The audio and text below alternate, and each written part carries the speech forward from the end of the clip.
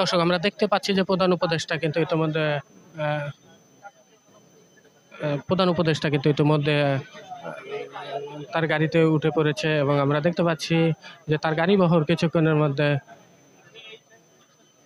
মধ্যে কিন্তু যাবে। এমনটি হাসান আরিফ সাহেবের শূন্যতা, যেটা চলে যাওয়ার যে শূন্যতা ছিল, এটা সহজে পূরণ হবার নয় বলে আমি মনে করি।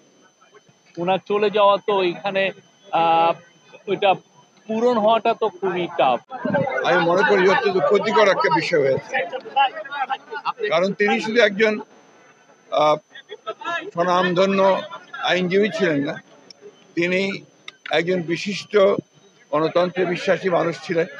এবং এখন যে ট্রানজিশনের যে পিরিয়ডটা, এই গণতন্ত্র উত্তরণের যে পথ, যে কাজ শুরু হয়েছে, এই সময়ে তার খুব বেশি প্রয়োজন ছিল বলে আমরা মনে করি।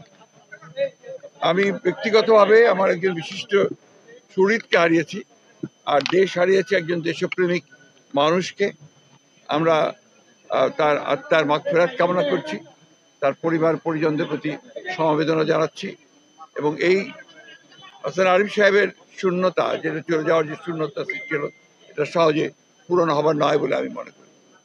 আল্লাহ তাকে বেহেশত নসিব করুক। কার্যক্রম চলছিল, তো তার ভিতরে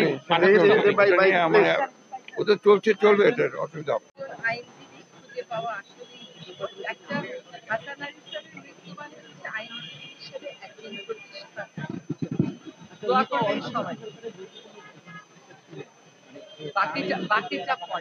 আর আমি বলতে পারি যে গত 4 মাস এই ইন্টারিম গভর্নমেন্টে উনি ছিলেন একজন, মানে আমি ক্যাবিনেট মিটিংগুলো দেখেছি, উনি প্রত্যেকটা ডিবেটে খুবই পার্টিসিপেট করতেন, প্রত্যেক বিষয়ে ওনার সুচিন্তিত মতামত উনি দিতেন।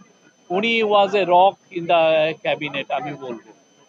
ওনার এই মৃত্যুতে আসলে অন্তর্বর্তী সরকারের মানে কি ক্ষতি হলো এটা নিয়ে তো ওনারা বলছেন, অবশ্যই মানে যে কোনো ওনার মতো, উনি আগে অ্যাটর্নি জেনারেল ছিলেন, ওনার যে এক্সপিরিয়েন্স, ওনার এই ওনার চলে যাওয়া তো এখানে ওইটা পূরণ হওয়াটা তো খুবই টাফ, ঠিক না?